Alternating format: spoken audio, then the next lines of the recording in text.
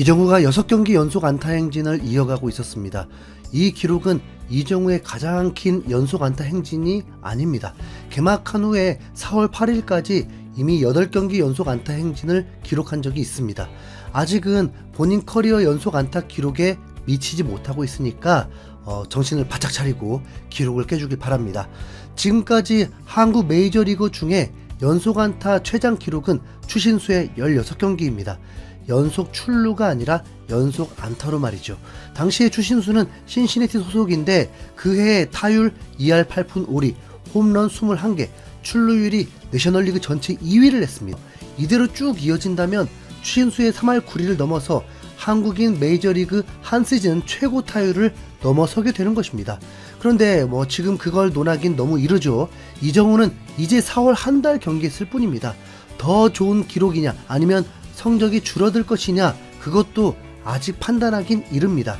미국 방송과 전문가들 이정우를 매우 높이 평가했지만 야구는 정말 예민한 스포츠다 보니까 생각이 많아지다 보면 결국 수많은 변수들로 인해서 슬럼프가 찾아오기도 합니다. 수많은 변수가 뭐냐? 팀 성적, 동료들 개인 성적, 처음 상대하는 투수들과의 경기, 희한한 주심, 사생활로 인한 영향 등 정말 많은 변수가 있습니다. 이정우는 메이저리그 2년차라고 하지만 사실 이제 2달 반 정도밖에 경험하지 않았습니다. 지난 시즌 5월 13일에 부상을 당하면서 남은 시즌을 통으로 날려버렸으니까요. 이정우가 지난 시즌 성적이 만족하지 못했던 건 첫 데뷔 때 1번 타자로서 메이저리그 투수들을 상대하는 법을 바꿨던 것도 있지만 팀 성적 자체가 좋지 못한 것도 있습니다. 샌프란시스코가 지금 현재는 6할이 넘는 승률이었지만 지난해에는 루징 시리즈가 많았습니다. 자, 이정우 개인 기록이 여러가지 영향이 있을 수밖에 없다는 것입니다. 샌프란시스코가 지구의 라이벌을 상대하니까 솔직히 좀 김이 생겨 있습니다. 샌프란시스코는 샌디에고와 비교도 안 될 정도로 월드 시리즈를 몇 차례 우승한 명문팀입니다. 샌디에고는 월드 시리즈 우승 자체를 해본 적도 없는 팀입니다. 그런데 이 구단주가 김하성을 영입했을 쯤부터 대대적인 투자로 슈퍼스타들을 대거 영입했습니다. 솔직히 너무 비교가 되더라고요. 샌디 타석에 선수들이 나올 때마다 뭔가 해줄 것 같은 기대가 되는 선수들이에요. 반대로 샌프란시스코는 성적은 좋은데 선수들이 타석에 들어서면 기대가 안 되는데 뜬금없이 해결을 해주면서 4월 한 달은 매우 좋은 성적을 거뒀습니다. 역전승만 몇 번을 했는지. 그럼 투수가 강력하냐? 솔직히 그렇지도 않습니다. 보세요. 전날 샌프의 에이스 로건 웹이 라이벌에게 5실점 해버리는 거. 그래서 이정우가 개인 기록으로는 좋은 활약을 하고 있지만 팀 자체를 응원하는 건 쉽진 않습니다. 뭐랄까요? 우승만은 토트넘과 비슷하다고 해야 되나? 아무튼 그렇습니다. 이정우는 샌디에고와의 두 번째 경기에서도 선발 출전했습니다. 이미 하루 제대로 쉬었었는데 더 쉬게 할 리도 없죠. 이정우가 상대할 투수는 마이클 킹이라는 투수인데 지난해에 이미 상대를 해봤습니다. 볼넷을 3개를 얻어냈고 안타는 치지 못했습니다. 마이클 킹 또한 출발이 매우 좋으면서 1점대 평균 자책점을 기록하고 있고 성적에 비해서 연봉이 낮은데 FA가 되면 대박을 터뜨릴 상황입니다. 강속구 투수는 아니지만 공에 힘이 있고 싱커와 페스트볼 2개만으로도 타자를 압도하는 투수입니다. 그리고 샌디에이고 팬들의 응원도 한몫을 합니다. 더 적극적이고 더 활기차다는 느낌을 받습니다. 그러다 보니 홈에서 무지하게 강한 샌디에고입니다. 그래서 김하성이 샌디에고에 있을 때 꿈을 이루지 못했지만 분위기만큼은 진짜 굉장히 좋았죠. 샌프란시스코는 전날 패배를 서력을 해야 할 텐데 1회에 샌프란시스코는 앞서 나갈 기회가 있었습니다. 마이클 킹이 0점이 잡히지 않으면서 고전을 한 것입니다. 그래서 2번 타자 아담에스가 볼넷으로 출루를 했고 이정우가 기회를 얻게 되었습니다. 최근 들어서 1회에 좋은 타구를 만들었고 상대 투수가 불안한 상태다 보니까 하나 노려도 될 것 같았습니다. 그런데 황당하게도 초구부터 김새는 상황이 벌어졌습니다. 누가 봐도 명백하게 심하게 빠진 볼인데 그걸 스트라이크를 부르면서 중계진도 탄성을 질렀습니다. 이 주심은 이미 이정우와 한번 에피소드가 있었습니다. 헬멧을 만진 것을 주심에게 항의했다고 보면서 이정우의 심기를 건든 거죠. 이러면 타자는 집중하기가 어렵습니다.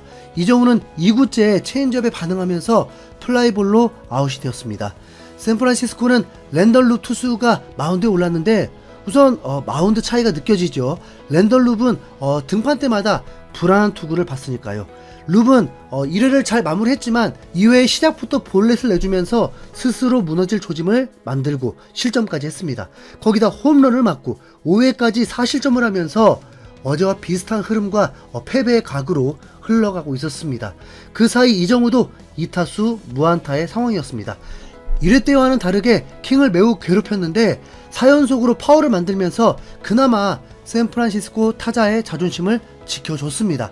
이정우는 0대4 상황에서 6회에 다시 타석에 들어섰습니다.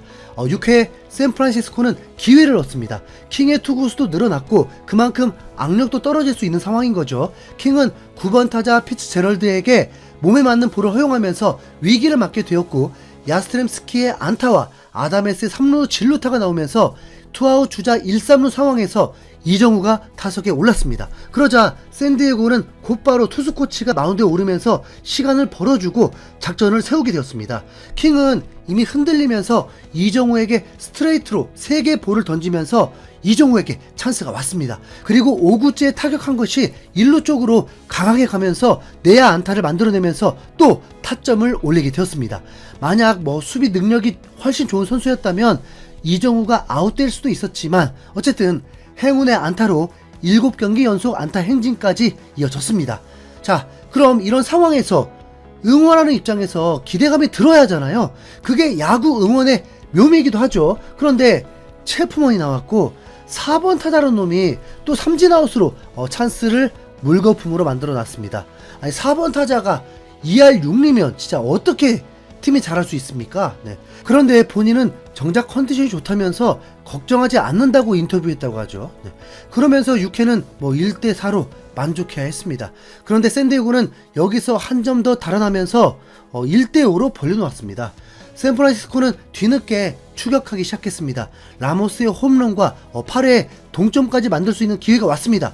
야스트렘스키도 홈런을 치면서 2점 차까지 추격을 한 겁니다. 거기다 아다메스도 볼넷으로 출루를 하면서 그 기회에 이정우가 타석에 들어서게 되었는데 이곳이 원정 경기임에도 정후리 응원 소리가 울려 퍼지면서 이정우의 인기를 실감할 수 있었습니다. 상대 투수는 완전 흔들리면서 이정우에게도 스트레이트 볼 3개를 주면서 이정우도 출루할 듯 보였습니다. 하지만 상대 투수가 포기하지 않고 이정우를 상대하면서 풀카운트까지 만들었는데 이정우가 6구째에 밀어쳐서 타구의 방향이 애매하면서 안타성 코스가 되었는데 샌디에고 좌익수의 얄미운 슈퍼캐치가 나오면서 이정우의 안타가 또 도둑맞게 되었습니다. 이정우가 호수비할 때는 마냥 좋았지만 이정우의 안타가 호수비로 몇 차례 아웃이 되니까 진짜 참 속상하더라고요. 네.